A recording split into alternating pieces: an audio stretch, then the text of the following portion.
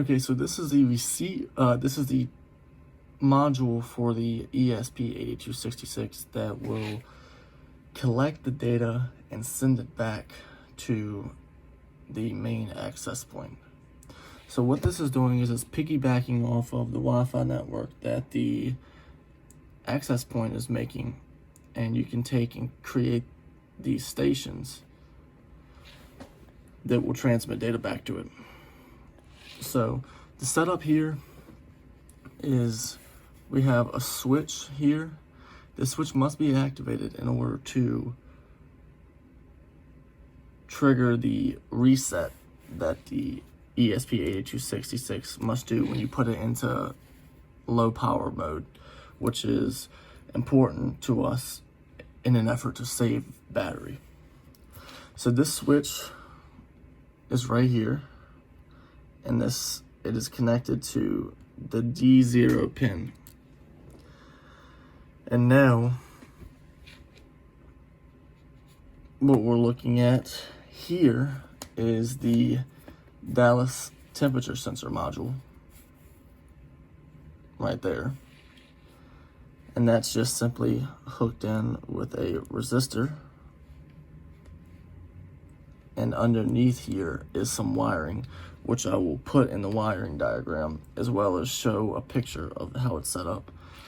And then right here is a RHT sensor, which measures the humidity and temperature. So we've got two different temperature sensors and a humidity sensor.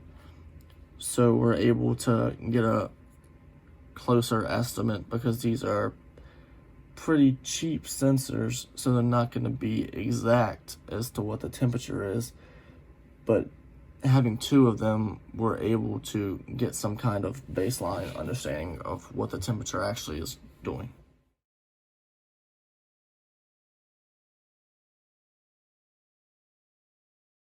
And now over here, this is the access point.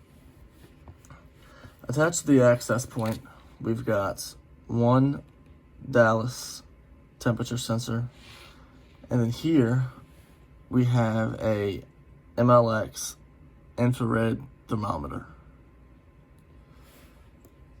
and then right here is another SparkFun temperature sensor,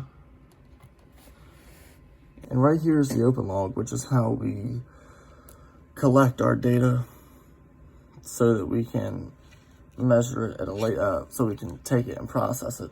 This is how we collect our data here from the SparkFun ESP-8266 thing, the dev board. Now this is what creates the access point. This emanates a Wi-Fi network, and the stations connect to that Wi-Fi network and they send data across it. So in the code, what I have is each time the access point receives data from the station, each time the station sends data back over here to the access point in turn sends data back to, sends some kind of data back to the station. So when the access point sends data back to the station, you can tell the access point what data is sent back to the station. And in the code, I have it set up so it'll trigger the deep sleep mode when the access point sends back to the station that it actually got the data.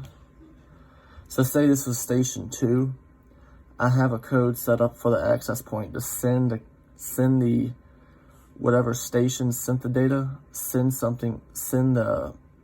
the number back to the station if it successfully got the data. And if it successfully got the data, then the access point sends it back to the station, and the station will cut off and go into deep sleep for however long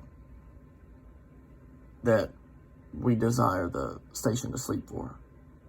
So if we want to take data every 3 minutes, every 5 minutes, we just put it in deep sleep mode for 5 minutes, and it wakes up again, starts getting its stuff together, and it starts trying to send data back.